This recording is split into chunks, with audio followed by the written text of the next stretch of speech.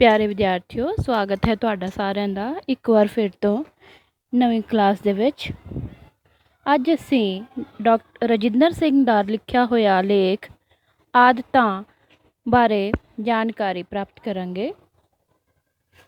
ਇਸ ਲੇਖ ਦੇ ਵਿੱਚ ਰਜਿੰਦਰ ਸਿੰਘ ਨੇ ਸਾਨੂੰ ਦੱਸਿਆ ਹੈ ਕਿ ਜੋ ਸਾਡੀਆਂ ਆਦਤਾਂ ਹਨ, ਜੇਕਰ ਤਾਂ ਉਹ ਚੰਗੀਆਂ ਹੋਣਗੀਆਂ ਤਾਂ ਅਸੀਂ ਆਪਣੀ ਉਮਰ ਭਰ ਨਿਰੋਗ ਰਹਿ ਸਕਦੇ ਹਾਂ।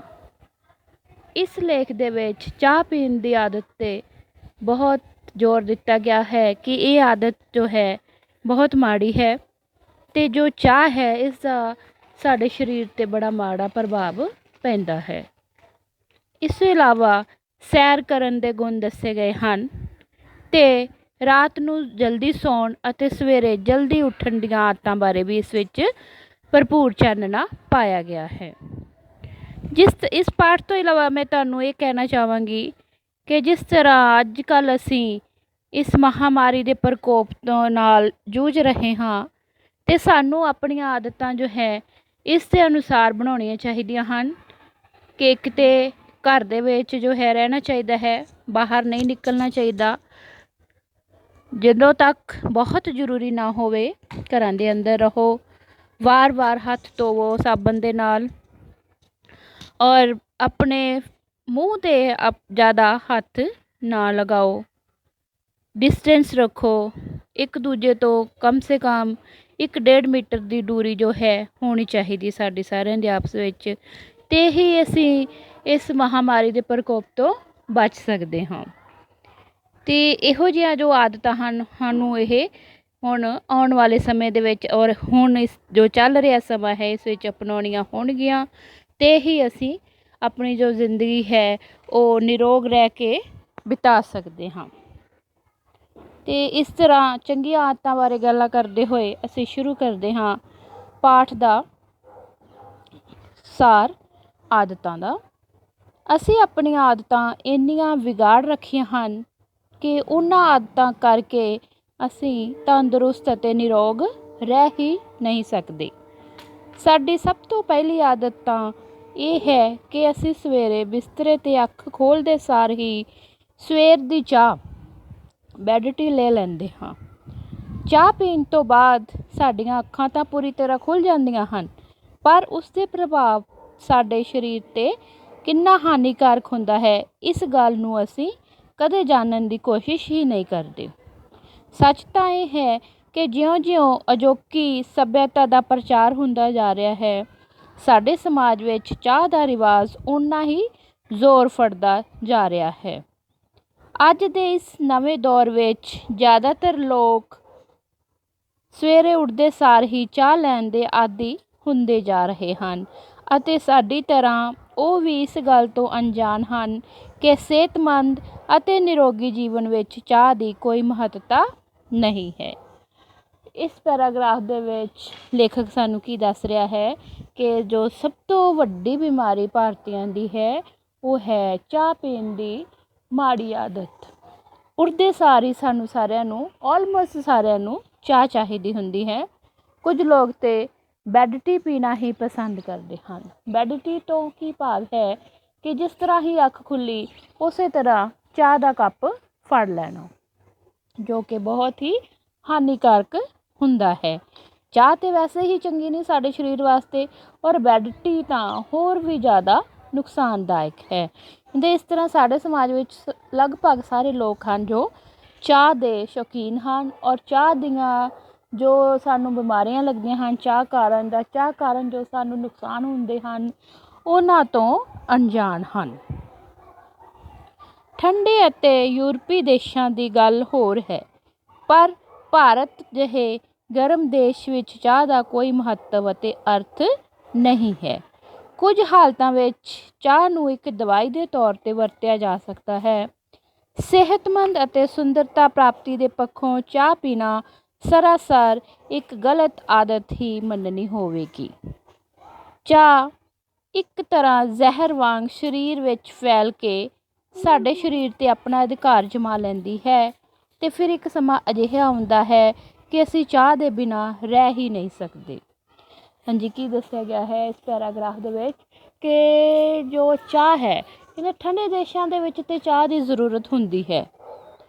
ਠੰਡੇ ਅਤੇ ਯੂਰਪੀ ਦੇਸ਼ਾਂ ਵਿੱਚ ਉਹਨਾਂ ਲੋਕਾਂ ਨੂੰ ਚਾਹ ਦੀ ਜ਼ਰੂਰਤ ਹੁੰਦੀ ਹੈ ਕਿਉਂਕਿ ਉਸ ਜਗ੍ਹਾ 'ਤੇ ਬਹੁਤ ਜ਼ਿਆਦਾ ਠੰਡ ਹੁੰਦੀ ਹੈ। ਪਰ ਭਾਰਤ ਵਿੱਚ ਕੀ ਆ ਕਿ ਜੋ ਵਾਤਾਵਰਨ ਜੋ ਮੌਨਸੂਨ ਪੌਣ ਪਾਣੀ ਹੈ ਉਹ ਗਰਮ ਹੁੰਦਾ ਹੈ ਅਤੇ ਇਸ ਕਰਕੇ ਭਾਰਤ ਦੇ ਲੋਕਾਂ ਨੂੰ ਚਾਹ ਦੀ ਜ਼ਿਆਦਾ ਜ਼ਰੂਰਤ ਨਹੀਂ ਹੁੰਦੀ ਅਤੇ ਉਸਨੂੰ ਨਹੀਂ ਪੀਣੀ ਚਾਹੀਦੀ ਭਾਰਤ ਦੇ ਲੋਕਾਂ ਨੂੰ ਚਾਹ। ਦੂਸਰਾ ਕਹਿੰਦਾ ਸਿਹਤਮੰਦ ਅਤੇ ਸੁੰਦਰਤਾ ਦੇ ਪੱਖੋਂ ਜੇਕਰ ਅਸੀਂ ਸੁੰਦਰ ਰਹਿਣਾ ਚਾਹੁੰਦੇ ਹਾਂ ਜਾਂ ਫਿਰ ਜੇਕਰ ਅਸੀਂ ਨਿਰੋਗ ਰਹਿਣਾ ਚਾਹੁੰਦੇ ਹਾਂ ਤਾਂ ਸਾਨੂੰ ਚਾਹ ਦੀ ਵਰਤੋਂ ਬਿਲਕੁਲ ਨਹੀਂ ਕਰਨੀ ਚਾਹੀਦੀ ਕਿਉਂਕਿ ਜੋ ਚਾਹ ਹੈ ਸਾਡੇ ਸਰੀਰ ਦੇ ਵਿੱਚ ਇੱਕ ਜ਼ਹਿਰ ਵਾਂਗ ਹੀ ਹੈ ਕਿਉਂਕਿ ਚਾਹ ਦੇ ਜੋ ਹਨ ਬਹੁਤ ਮਾੜੇ ਨੁਕਸਾਨ ਹਨ। ਇਹ ਸਾਡੇ ਖੂਨ ਨੂੰ ਬਹੁਤ ਹੀ ਪ੍ਰਭਾਵਿਤ ਕਰਦੀ ਹੈ।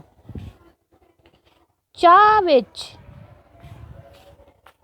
ਥੈਨੀਨ ਨਾਂ ਦਾ ਇੱਕ ਅਜਿਹਾ ਤੱਤ ਹੁੰਦਾ ਹੈ ਜੋ ਖੂਨ ਨੂੰ ਸ਼ੁੱਧ ਨਹੀਂ ਹੋਣ ਦਿੰਦਾ, ਖੂਨ ਦੇ ਗੰਧ ਨੂੰ ਬਾਹਰ ਨਹੀਂ ਨਿਕਲਣ ਦਿੰਦਾ। ਸਿੱਟੇ ਵਜੋਂ ਗੰਦਾ ਹੁੰਦਾ ਜੋ ਖੂਨ ਹੈ ਉਹ ਗੰਦਾ ਹੁੰਦਾ ਰਹਿੰਦਾ ਹੈ। ਜ਼ਿਆਦਾ ਚਾਹ ਪੀਣ ਵਾਲਿਆਂ ਦੀਆਂ ਅੱਖਾਂ ਹਮੇਸ਼ਾ ਧੁੰਦਲੀਆਂ ਅਤੇ ਉਦਾਸ ਦਿਖਾਈ ਦੇਣਗੀਆਂ। ਚਿਹਰੇ 'ਤੇ ਅਸਾਧਾਰਨ ਚਿਕਨਾਪਨ ਦਿਖਾਈ ਦੇਵੇਗਾ, ਰੁੱਖਾਪਨ ਜਾਂ ਕਿਤੇ ਕਿਤੇ ਅਸਾਧਾਰਨ ਚਿਕਨਾਪਨ ਦਿਖਾਈ ਦੇਵੇਗਾ। ਇਸ ਤੋਂ ਇਲਾਵਾ ਚਾਹ ਨਾਲ ਖੂਨ ਅਤੇ ਨਾੜੀਆਂ ਵਿੱਚ ਗੈਰ ਜ਼ਰੂਰੀ ਉਤੇਜਨਾ ਆਉਣ ਨਾਲ ਨਾੜੀਆਂ ਥੱਕ ਜਾਂਦੀਆਂ ਹਨ ਜਿਸ ਨਾਲ ਸਰੀਰ ਦੀ ਸਹਿਣ ਸ਼ਕਤੀ ਘਟਦੀ ਹੈ। ਸਰੀਰ ਆਏ ਦਿਨ ਨਿੱਕੀਆਂ ਨਿੱਕੀਆਂ ਬਿਮਾਰੀਆਂ ਦਾ ਕੇਂਦਰ ਬਣਿਆ ਰਹਿੰਦਾ ਹੈ। ਹੁਣ ਦੇਖੋ ਚਾਹ ਪੀਣ ਦੇ ਨਾਲ ਸਾਨੂੰ ਕਿਹੜੀਆਂ ਕਿਹੜੀਆਂ ਬਿਮਾਰੀਆਂ ਲੱਗਦੀਆਂ ਹਨ। ਕਹਿੰਦਾ ਇੱਕ ਤਾਂ ਜੋ ਚਾਹ ਪੀਣ ਦੇ ਨਾਲ ਜਿਹੜਾ ਸਾਡਾ ਖੂਨ ਹੈ ਉਹ ਸਾਫ਼ ਨਹੀਂ ਹੁੰਦਾ, ਗੰਦਾ ਖੂਨ ਜਿਹੜਾ ਅੰਦਰ ਹੀ ਅੰਦਰ ਸਾਡੇ ਉਹ ਜੰਮਦਾ ਰਹਿੰਦਾ ਹੈ। ਅਤੇ ਇਸ ਤੋਂ ਇਲਾਵਾ ਚਾਹ ਪੀਣ ਵਾਲਿਆਂ ਦਾ ਜਿਹੜਾ ਫੇਸ ਹੈ ਜਿਹੜਾ ਚਿਹਰਾ ਹੈ ਉਹਦੇ 'ਤੇ ਇੱਕ ਅਜੀਬ ਜਿਹੀ ਡਰਾਈਨੈਸ ਹੁੰਦੀ ਹੈ, ਇੱਕ ਰੁੱਖਾਪਣ ਹੁੰਦਾ ਹੈ ਅਤੇ ਇੱਕ ਬਹੁਤ ਹੀ ਅਸਾਧਾਰਨ ਜਿਹਾ ਚਿਕਨਾਪਨ ਦਿਖਾਈ ਦਿੰਦਾ। ਅਸਾਧਾਰਨ ਮੀਨਸ ਕਿ ਜੋ ਨੋਰਮਲ ਨਹੀਂ ਹੁੰਦਾ, ਉਸਨੂੰ ਮਤਲਬ ਜੋ ਫੇਸ 'ਤੇ ਇੱਕ ਅਜੀਬ ਜਿਹਾ ਚਮਕ ਦਿਖਾਈ ਦਿੰਦੀ ਹੈ। ਅਤੇ ਇਸ ਤੋਂ ਇਲਾਵਾ ਜੋ ਚਾਹ ਹੈ ਸਾਡੀਆਂ ਨਾੜੀਆਂ ਵਿੱਚ ਗੈਰ ਜ਼ਰੂਰੀ ਉਤੇਜਨਾ ਭਰ ਦਿੰਦਾ ਹੈ। ਮਤਲਬ ਕਿ ਜਿਸ ਤਰ੍ਹਾਂ ਅਸੀਂ ਚਾਹ ਪੀਂਦੇ ਹਾਂ ਤਾਂ ਜੋ ਸਾਡੇ ਸਰੀਰ ਦੀਆਂ ਨਾੜੀਆਂ ਹਨ ਉਹ ਬਹੁਤ ਜ਼ਿਆਦਾ ਐਕਟਿਵ ਹੋ ਜਾਂਦੀਆਂ ਹਨ ਅਤੇ ਉਸ ਐਕਟਿਵ ਹੋਣ ਦੇ ਨਾਲ ਇੱਕ ਜ਼ਿਆਦਾ ਐਕਟਿਵ ਹੋ ਜਾਂਦੀ ਅਤੇ ਉਹਦੇ ਨਾਲ ਫਿਰ ਉਹ ਥੱਕ ਜਾਂਦੀਆਂ ਹਨ ਅਤੇ ਜਿਹੜੇ ਸਾਡੇ ਸਰੀਰ ਦੇ ਵਿੱਚ ਰਜਿਸਟੈਂਸ ਪਾਵਰ ਹੁੰਦੀ ਹੈ ਜਾਂ ਸਹਿਣ ਸ਼ਕਤੀ ਹੁੰਦੀ ਹੈ ਉਹ ਸਾਡੀ ਬਹੁਤ ਘੱਟ ਜਾਂਦੀ ਹੈ ਅਤੇ ਅਸੀਂ ਫਿਰ ਕਿਸੇ ਨਾ ਕਿਸੇ ਬਿਮਾਰੀ ਦਾ ਆਏ ਦਿਨ ਸ਼ਿਕਾਰ ਹੁੰਦੇ ਰਹਿੰਦੇ ਹਾਂ। ਇਸ ਤੋਂ ਇਲਾਵਾ ਕਹਿੰਦਾ ਜ਼ਿਆਦਾ ਚਾਹ ਪੀਣ ਵਾਲਿਆਂ ਨੂੰ ਸਰਦੀ ਜ਼ੁਕਾਮ ਵਾਰ-ਵਾਰ ਹੋ ਜਾਂਦਾ ਹੈ। ਸਾਡੀ ਬਦਕਿਸਮਤੀ ਇਹ ਹੈ ਕਿ ਅਸੀਂ ਸਰਦੀ ਜ਼ੁਕਾਮ ਅਤੇ ਬੁਖਾਰ ਆਦਿ ਵਿੱਚ ਚਾਹ ਨੂੰ ਦਵਾਈ ਸਮਝਦੇ ਹਾਂ। ਇਹ ਬਿਲਕੁਲ ਗੱਲ ਸਹੀ ਆ ਕਿ ਸਾਡੇ ਭਾਰਤੀ ਲੋਕਾਂ ਵਿੱਚ ਆਮ ਧਾਰਨਾ ਹੈ ਕਿ ਜੇਕਰ ਕਿਸੇ ਨੂੰ ਜ਼ੁਕਾਮ ਹੋ ਜਾਂਦਾ ਹੈ ਤਾਂ ਅਸੀਂ ਲੋਕ ਕੀ ਕਰਦੇ ਹਾਂ ਕਿ ਫਟਾਫਟ ਕਹਿੰਦੇ ਜੀ ਇਸ ਨੂੰ ਚਾਹ ਦਿਓ। ਸਿਰ ਦਰਦ ਹੋ ਰਿਹਾ ਤਾਂ ਕਿਹਾ ਜਾਂਦਾ ਕਿ ਵੀ ਚਾਹ ਦਿਓ, ਇਸ ਨਾਲ ਸਿਰ ਦਰਦ ਠੀਕ ਹੋ ਜਾਏਗਾ, ਜੋ ਕਿ ਬਹੁਤ ਹੀ ਗਲਤ ਹੈ।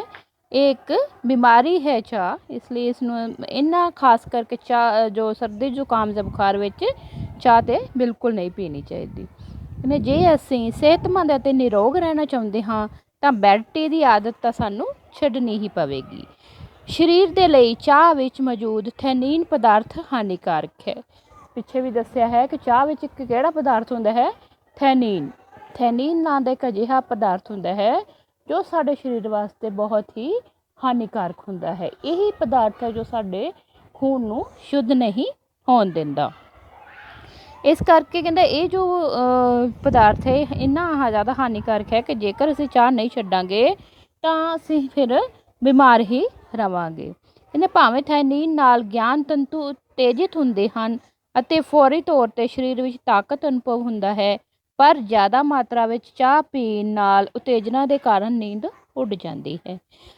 ਕਹਿੰਦਾ ਹੁਣ ਜੋ ਥੈਨੀਨ ਦੇ ਵਿੱਚ ਜੋ ਪਦਾਰਥ ਹੈ ਹੋ ਸਕਦਾ ਹੈ ਕਿ ਉਹਦੇ ਨਾਲ ਜੋ ਹੈ ਸਾਡੇ ਸਰੀਰ ਦੇ ਵਿੱਚ ਜਿਹੜੇ ਸੈੱਲ ਹਨ ਉਹ ਐਕਟਿਵ ਹੋ ਜਾਂਦੇ ਹਨ, ਪਰ ਇਹ ਜੋ ਐਕਟਿਵ ਹੋਏ ਸੈੱਲ ਹਨ ਕਹਿੰਦੇ ਇਹਨਾਂ ਜ਼ਿਆਦਾ ਹੀ ਐਕਟਿਵ ਹੋ ਜਾਂਦੇ ਹਨ ਜਿਸ ਕਾਰਨ ਫਿਰ ਜੋ ਸਾਡੀ ਨੀਂਦ ਹੈ ਉਹ ਉੱਡ ਜਾਂਦੀ ਹੈ ਅਤੇ ਹੌਲਾ ਹੌਲਾ ਫਿਰ ਕੀ ਹੈ ਸਾਡਾ ਸਿਰ ਦਰਦ ਰਹਿਣ ਲੱਗ ਪੈਂਦਾ ਹੈ। ਇਸ ਤੋਂ ਇਲਾਵਾ ਕਹਿੰਦਾ ਦਿਲ ਦੀ ਧੜਕਣ ਵੱਧ ਜਾਂਦੀ ਹੈ, ਪੇਟ ਖਰਾਬ ਰਹਿਣ ਲੱਗਦਾ ਹੈ ਅਤੇ ਜ਼ਹਿਰੀਲਾ ਚੱਕਰ ਚੱਲਦਾ ਹੀ ਰਹਿੰਦਾ ਹੈ ਅਤੇ ਸਿਹਤ ਵਿਗੜਦੀ ਚਲਦੀ ਜਾਂਦੀ ਹੈ। ਮਤਲਬ ਇਸ ਵਿੱਚ ਦੱਸਿਆ ਗਿਆ ਹੈ ਕਿ ਚਾਹ ਪੀਣ ਦੇ ਜੋ ਹਨ ਨੁਕਸਾਨ ਹੀ ਨੁਕਸਾਨ ਹਨ। ਕਿੰਨੇ ਸਾਰੇ ਨੁਕਸਾਨ ਦੇਖੋ ਗਿਣਾਏ ਗਏ ਹਨ ਕਿ ਸਾਡੇ ਅੱਖਾਂ 'ਤੇ ਪ੍ਰਭਾਵ ਪੈਂਦਾ ਹੈ, ਸਾਡੇ ਦਿਲ ਦੀ ਧੜਕਣ ਜੋ ਹੈ ਉਹਦੇ 'ਤੇ ਪ੍ਰਭਾਵ ਪੈਂਦਾ ਹੈ, ਸਾਡਾ ਪੇਟ ਜੋ ਹੈ ਉਹ ਖਰਾਬ ਰਹਿਣ ਲੱਗ ਪੈਂਦਾ ਹੈ। ਅਤੇ ਇਹ ਜ਼ਹਿਰੀਲਾ ਚੱਕਰ ਕਹਿੰਦਾ ਜੋ ਹੈ ਚੱਲਦਾ ਰਹਿੰਦਾ ਹੈ, ਉਹ ਸਾਡੇ ਜਿਹੜੀ ਸਿਹਤ ਹੈ ਉਹ ਦਿਨ ਬ ਦਿਨ ਖਰਾਬ ਹੁੰਦੀ ਚਲੀ ਜਾਂਦੀ ਹੈ। ਅਸੀਂ ਦਿਨ ਬ ਦਿਨ ਬਿਮਾਰ ਹੁੰਦੇ ਚਲੇ ਜਾਂਦੇ ਹਾਂ। ਕਹਿਣ ਦਾ ਭਾਵ ਇਹ ਹੈ ਕਿ ਸਾਨੂੰ ਚਾਹ ਪੀਣ ਦੀ ਜੋ ਮਾੜੀ ਆਦਤ ਹੈ ਉਸ ਨੂੰ ਤਿਆਗ ਦੇਣਾ ਚਾਹੀਦਾ ਹੈ। ਚਾਹ ਜੋ ਹੈ ਨਹੀਂ ਪੀਣੀ ਚਾਹੀਦੀ। ਥੈਨੀਨ ਨਾਲ ਪਾਚਨ ਕਿਰਿਆ ਦੇ ਅੰਗਾਂ 'ਤੇ ਵੀ ਬੁਰਾ ਪ੍ਰਭਾਵ ਪੈਂਦਾ ਹੈ। ਦੇਖੋ ਹੁਣ ਉੱਪਰ ਕਿੰਨੇ ਸਾਰੇ ਪ੍ਰਭਾਵ ਦਿਖਾਏ ਸੀਗੇ, ਮਾੜੇ ਪ੍ਰਭਾਵ ਚਾਹ ਨਾਲ ਪੈਂਦੇ ਹਨ, ਅਤੇ ਹੁਣ ਥੈਨੀਨ ਨਾਲ ਕਹਿੰਦੇ ਸਾਡੇ ਜੋ ਡਾਇਜੈਸਟਿਵ ਔਰਗਨ ਹੁੰਦੇ ਸਾਡੀ ਬਾਡੀ ਦੇ ਉਹਨਾਂ 'ਤੇ ਵੀ ਬੁਰਾ ਪ੍ਰਭਾਵ ਪੈਂਦਾ ਹੈ। ਅੰਤੜੀਆਂ ਦੀਆਂ ਨਾੜੀਆਂ ਕਠੋਰ ਬਣ ਜਾਂਦੀਆਂ ਹਨ। ਜੋ ਸਾਡੀਆਂ ਨਾੜਾਂ ਹਨ ਪੇਟ ਦੀਆਂ ਉਹ ਸਖਤ ਹੋ ਜਾਂਦੀਆਂ ਹਨ, ਉਹਨਾਂ ਦੀ ਹਾਲਤ ਕਮਜ਼ੋਰ ਹੁੰਦੀ ਜਾਵੇਗੀ ਅਤੇ ਇਸ ਕਾਰਨ ਖਾਧਾ ਪੀਤਾ ਨਹੀਂ ਪਚੇਗਾ। ਮਤਲਬ ਜੇਕਰ ਅਸੀਂ ਜ਼ਿਆਦਾ ਚਾਹ ਪੀਵਾਂਗੇ ਤਾਂ ਸਾਨੂੰ ਜੋ ਭੋਜਨ ਹੈ ਉਹ ਪਚੇਗਾ ਨਹੀਂ। ਅਣਪਚਿਆ ਭੋਜਨ ਅੱਗੇ ਨਹੀਂ ਵੱਧਦਾ ਅਤੇ ਜਿਸ ਕਰਕੇ ਭੁੱਖ ਨਾ ਲੱਗਣਾ ਅਤੇ ਕਬਜ਼ ਵਰਗੇ ਰੋਗ ਹੋ ਜਾਂਦੇ ਹਨ। ਦੇਖੋ ਜੇਕਰ ਅਸੀਂ ਜੋ ਚੀਜ਼ ਖਾਧੀ ਹੈ ਅਗਰ ਉਹ ਡਾਇਜੈਸਟ ਨਹੀਂ ਹੋਏਗੀ ਅਤੇ ਫਿਰ ਅਸੀਂ ਉਸ ਤੋਂ ਬਾਅਦ ਨਵਾਂ ਭੋਜਨ ਨਹੀਂ ਖਾ ਸਕਾਂਗੇ, ਕਿਉਂਕਿ ਜੇਕਰ ਉਹ ਚੀਜ਼ ਜੋ ਹੈ ਪਹਿਲਾ ਭੋਜਨ ਸਾਡਾ ਡਾਇਜੈਸਟ ਚੰਗੀ ਤਰ੍ਹਾਂ ਹੋ ਜਾਏਗਾ ਅਤੇ ਫਿਰ ਹੀ ਅਸੀਂ ਹੋਰ ਭੋਜਨ ਖਾਣ ਦੇ ਸਮਰੱਥ ਰਹਿੰਦੇ ਹਾਂ ਅਤੇ ਸਾਨੂੰ ਨਹੀਂ ਤਾਂ ਭੁੱਖ ਨਹੀਂ ਲੱਗਦੀ, ਔਰ ਅਸੀਂ ਭੁੱਖ ਨਹੀਂ ਲੱਗੇਗੀ ਤਾਂ ਸਾਨੂੰ ਕਬਜ਼ ਵਰਗੀਆਂ ਅਤੇ ਹੋਰ ਇਹੋ ਜਿਹੀਆਂ ਬਿਮਾਰੀਆਂ ਲੱਗ ਜਾਣਗੀਆਂ। ਭੁੱਖ ਨਾ ਲੱਗਣ ਨਾਲ ਸਰੀਰ ਵਿੱਚ ਤਾਕਤ ਘੱਟ ਜਾਂਦੀ ਹੈ ਅਤੇ ਰੋਗ ਨਿਰੋਧਕ ਤਾਕਤ ਘੱਟ ਹੋ ਜਾਂਦੀ ਹੈ। ਦੇਖੋ ਜੇਕਰ ਸਾਡੀ ਡਾਈਟ ਅੱਛੀ ਹੋਏਗੀ ਤਾਂ ਹੀ ਅਸੀਂ ਬਿਮਾਰੀਆਂ ਦੇ ਨਾਲ ਲੜ ਸਕਦੇ ਹਾਂ, ਤਾਂ ਹੀ ਸਾਡੇ ਵਿੱਚ ਬਿਮਾਰੀਆਂ ਨਾਲ ਲੜਨ ਦੀ ਤਾਕਤ ਹੋਵੇਗੀ, ਅਤੇ ਜੇਕਰ ਸਾਡੀ ਡਾਈਟ ਹੀ ਅੱਛੀ ਨਹੀਂ ਹੋਏਗੀ ਤਾਂ ਅਸੀਂ ਬਿਮਾਰੀਆਂ ਦੇ ਨਾਲ ਨਹੀਂ ਲੜ ਸਕਦੇ।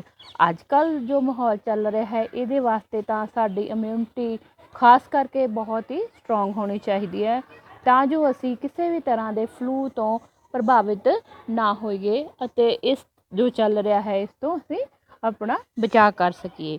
ਇਸ ਕਰਕੇ ਸਾਨੂੰ ਚਾਹ ਨਹੀਂ ਪੀਣੀ ਚਾਹੀਦੀ। ਚਾਹ ਦੀ ਜਗ੍ਹਾ 'ਤੇ ਅਸੀਂ ਜੇਕਰ ਗਰਮ ਪਾਣੀ ਪੀਂਦੇ ਹਾਂ ਤਾਂ ਉਹ ਬਹੁਤ ਹੀ ਵਧੀਆ ਹੁੰਦਾ ਹੈ। ਇਹ ਤਾਂ ਅਸੀਂ ਸਾਰੇ ਕਿ ਚਾਹ ਦੇ ਨਾਲ ਫਿਰ ਸਾਨੂੰ ਕੀ ਪ੍ਰੋਬਲਮਸ ਆਉਂਦੀਆਂ ਹਨ। ਚਾਹ ਪੀਣ ਦੇ ਨਾਲ ਚਾਹ ਦੇ ਵਿੱਚ ਕਿਹੜਾ ਤੱਤ ਮੌਜੂਦ ਹੁੰਦਾ ਹੈ ਕਿ ਥੈਨੀਨ ਦਾ ਨਾਮ ਦਾ ਇੱਕ ਇਹਦੇ ਵਿੱਚ ਤੱਤ ਹੁੰਦਾ ਹੈ ਜੋ ਕਿ ਸਾਡੇ ਸਰੀਰ ਦੇ ਵਿੱਚ ਕੀ ਕਰਦਾ ਹੈ, ਖੂਨ ਨੂੰ ਸਾਫ਼ ਨਹੀਂ ਹੋਣ ਦਿੰਦਾ, ਠੀਕ ਹੈ। ਔਰ ਇਸ ਤੋਂ ਇਲਾਵਾ ਜੋ ਹੈ ਚਾਹ ਦੇ ਬੜੇ ਸਾਰੇ ਹਾਨੀਕਾਰਕ ਪ੍ਰਭਾਵ ਇਹਦੇ ਵਿੱਚ ਸਾਨੂੰ ਦੱਸੇ ਹਨ। ਹੁਣ ਅਸੀਂ ਪੜ੍ਹਾਂਗੇ ਅੱਗੇ ਕਿ ਜੇਕਰ ਅਸੀਂ ਰਾਤ ਨੂੰ ਲੇਟ ਸੌਂਦੇ ਹਾਂ ਜਾਂ ਸਾਡੇ ਸੌਣ ਦਾ ਕੀ ਟਾਈਮ ਹੈ, ਇਹੋ ਜਿਹੀ ਆਦਤ ਨੂੰ ਵੀ ਸਾਨੂੰ ਸੁਧਾਰਨਾ ਚਾਹੀਦਾ ਹੈ। ਹੁਣ ਚਾਹ ਵਾਲੀ ਆਦਤ ਤਾਂ ਉਮੀਦ ਹੈ ਕਿ ਤੁਸੀਂ ਛੱਡ ਦਿਓਗੇ। ਅਤੇ ਅੱਗੇ ਹੈ ਅਸੀਂ ਰਾਤ ਨੂੰ ਸੌਂਦੇ ਬਹੁਤ ਕੁਵੇਲੇ ਹਾਂ, ਕੁਵੇਲੇ ਮਤਲਬ ਲੇਟ, ਜਿਸ ਕਰਕੇ ਅਸੀਂ ਸਵੇਰੇ ਜਲਦੀ ਨਹੀਂ ਉੱਠ ਸਕਦੇ। 8 ਵਜੇ ਤੱਕ ਬਿਸਤਰੇ 'ਤੇ ਪਏ ਰਹਿੰਦੇ ਹਾਂ। 1-2 ਵਾਰ ਚਾਹ ਨੂੰ ਅੰਮ੍ਰਿਤ ਸਮਝ ਕੇ ਪੀਂਦੇ ਹਾਂ, ਤਦ ਕਿਤੇ ਜਾ ਕੇ ਬਿਸਤਰੇ ਤੋਂ ਉੱਠਦੇ ਹਾਂ। ਆਪਣੀ ਇਸੇ ਆਦਤ ਦੇ ਕਾਰਨ ਸਾਡੇ ਸਰੀਰ ਵਿੱਚ ਆਲਸ ਰਹਿੰਦਾ ਹੈ। ਚੰਗਾ ਖਾਣ ਪੀਣ 'ਤੇ ਵੀ ਸਰੀਰ ਕਮਜ਼ੋਰ ਬਣਿਆ ਰਹਿੰਦਾ ਹੈ। ਚਿਹਰੇ 'ਤੇ ਕੋਈ ਰੌਣਕ ਨਹੀਂ ਹੁੰਦੀ, ਸਦੀਵੀ ਸਥਿਰਤਾ ਬਣੀ ਰਹਿੰਦੀ ਹੈ।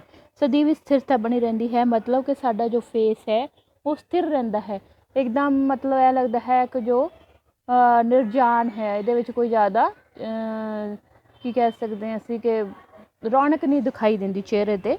ਇਹ ਕਾਰਨ ਇਹਦਾ ਕੀ ਹੈ ਕਿ ਇਹੀ ਕਾਰਨ ਹੈ ਕਿ ਇੱਕ ਤਾਂ ਅਸੀਂ ਜੋ ਹੈ ਟਾਈਮ ਦੇ ਨਾਲ ਜੋ ਸੌਂਦੇ ਨਹੀਂ ਸੌਂਦੇ ਔਰ ਫਿਰ ਅਸੀਂ ਲੇਟ ਉੱਠਦੇ ਹਾਂ, ਔਰ ਉੱਠਦੇ ਵੀ ਫਿਰ ਸਾਨੂੰ ਚਾਹ ਚਾਹੀਦੀ ਹੈ, ਅਤੇ ਜਿਸ ਕਾਰਨ ਜੋ ਸਾਡਾ ਸਰੀਰ ਹੈ ਉਹ ਥੱਕਿਆ ਟੁੱਟਿਆ ਰਹਿੰਦਾ ਹੈ ਔਰ ਸਾਡੇ ਚਿਹਰੇ 'ਤੇ ਕੋਈ ਰੌਣਕ ਨਹੀਂ ਰਹਿੰਦੀ, ਅਤੇ ਚਿਹਰਾ ਹਮੇਸ਼ਾ ਉਤਰਿਆ ਰਹਿੰਦਾ ਹੈ। ਇਸ ਗੱਲ ਨੂੰ ਤਾਂ ਜਿਵੇਂ ਅਸੀਂ ਜਾਣਦੇ ਹੀ ਨਹੀਂ ਕਿ ਸੂਰਜ ਚੜ੍ਹਨ ਤੋਂ ਪਹਿਲਾਂ ਉੱਠ ਜਾਣਾ ਸਿਹਤ ਲਈ ਹਰ ਪੱਖੋਂ ਉੱਤਮ ਹੈ। ਇਸੇ ਕਰਕੇ ਸਿਆਣਿਆਂ ਨੇ ਕਿਹਾ ਹੈ ਕਿ ਉੱਠਣ ਦਾ ਜੋ ਸਹੀ ਸਮਾਂ ਹੈ ਉਹ ਸੂਰਜ ਚੜ੍ਹਨ ਤੋਂ ਪਹਿਲਾਂ ਦਾ ਹੈ। ਸਾਨੂੰ ਸਾਰਿਆਂ ਨੂੰ ਸੂਰਜ ਚੜ੍ਹਨ ਤੋਂ ਪਹਿਲਾਂ ਉੱਠ ਜਾਣਾ ਚਾਹੀਦਾ ਹੈ।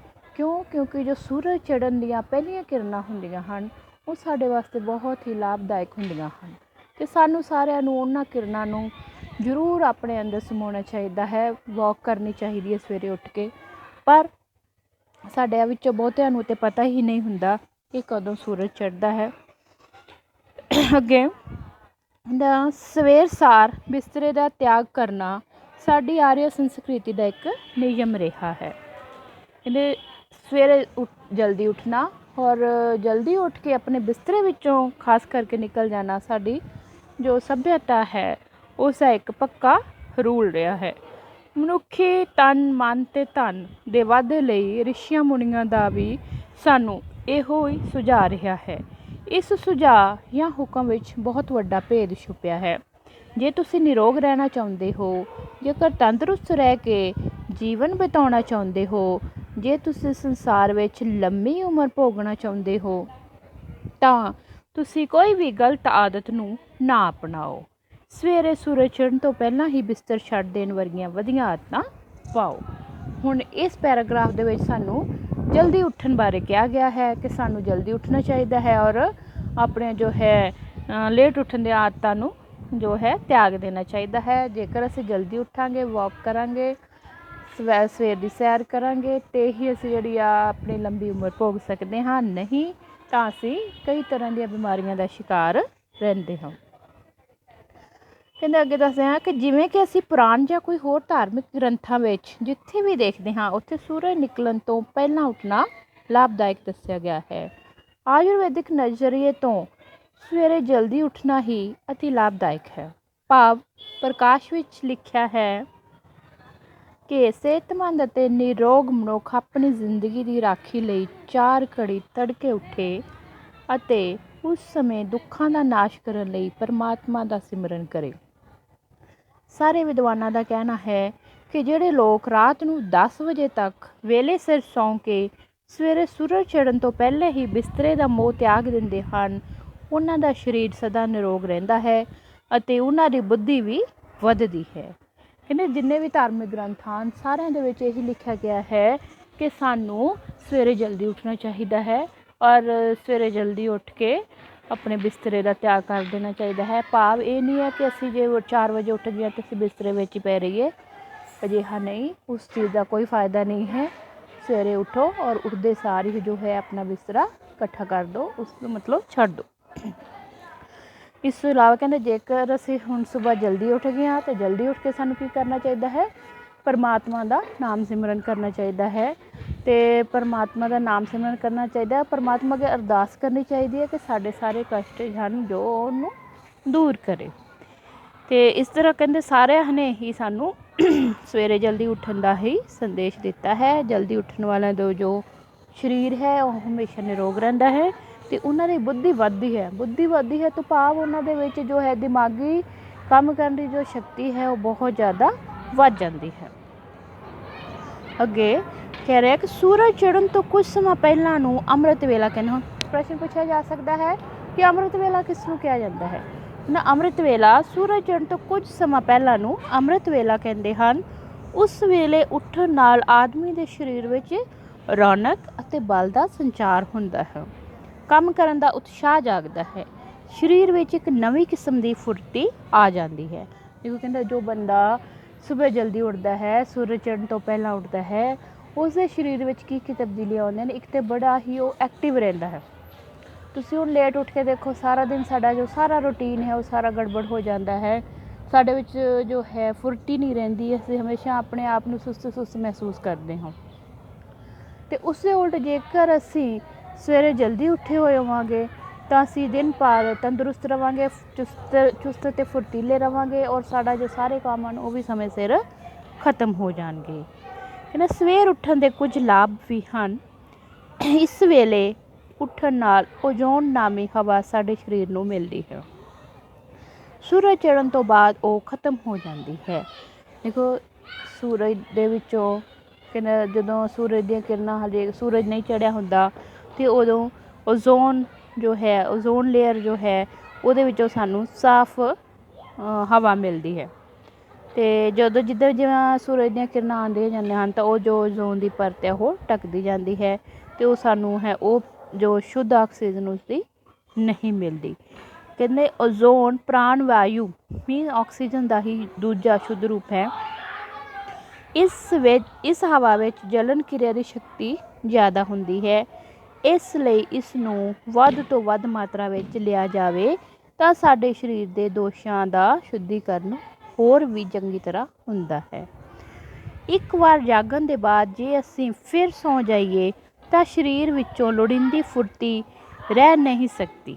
ਦੇਰ ਨਾਲ ਉੱਠਣ ਵਾਲਿਆਂ ਵਿੱਚੋਂ ਜ਼ਿਆਦਾ ਲੋਕਾਂ ਦੀ ਇਹੀ ਸ਼ਿਕਾਇਤ ਰਹਿੰਦੀ ਹੈ ਕਿ ਉੱਠਣ ਤੋਂ ਬਾਅਦ ਉਹਨਾਂ ਦੇ ਸਰੀਰ ਵਿੱਚ ਫੁਰਤੀ ਬਿਲਕੁਲ ਨਹੀਂ ਹੁੰਦੀ। ਇਸ ਦੇ ਉਲਟ ਆਲਸ ਬਹੁਤ ਜ਼ਿਆਦਾ ਰਹਿੰਦਾ ਹੈ, ਕਿਸੇ ਵੀ ਕੰਮ ਵਿੱਚ ਮਨ ਨਹੀਂ ਲੱਗਦਾ ਅਤੇ ਫਿਰ ਜ਼ਿਆਦਾ ਸਮਾਂ ਵਿਅਰਥ ਹੀ ਬਰਬਾਦ ਹੋ ਜਾਂਦਾ ਹੈ। ਸਵੇਰ ਵੇਲੇ ਦਰਖਤਾਂ, ਫੁੱਲਾਂ ਅਤੇ ਪੱਤਿਆਂ ਵਿੱਚੋਂ ਜੋ ਖੁਸ਼ਬੂ ਫੈਲਦੀ ਹੈ ਉਹ ਸਾਡੇ ਦਿਮਾਗ ਵਿੱਚ ਇੱਕ ਨਵੀਂ ਤਾਜ਼ਗੀ ਭਰ ਦਿੰਦੀ ਹੈ। ਅਸਲ ਵਿੱਚ ਸਵੇਰ ਦਾ ਵਾਤਾਵਰਨ ਅਤਿਅੰਤ ਲਾਭਦਾਇਕ ਹੁੰਦਾ ਹੈ। ਇਸ ਵੇਲੇ ਉੱਠਣ ਵਾਲਿਆਂ ਨੂੰ ਦਿਲ ਦੇ ਰੋਗ ਕਦੀ ਨਹੀਂ ਹੁੰਦੇ। ਉਹ ਲੰਮੀ ਉਮਰ ਭੋਗਣ ਵਾਲੇ ਖੁਸ਼ਕਿਸਮਤਾਂ ਵਿੱਚੋਂ ਇੱਕ ਹੁੰਦੇ ਹਨ। ਹੁਣ ਦੇਖੋ ਇਸ ਵਿੱਚ ਕੀ ਦੱਸਿਆ ਗਿਆ ਹੈ ਸਾਨੂੰ ਕਿ ਸਵੇਰੇ ਜਲਦੀ ਉੱਠਣ ਦੇ ਨਾਲ ਸਾਨੂੰ ਕਿੰਨੇ ਲਾਭ ਹਨ।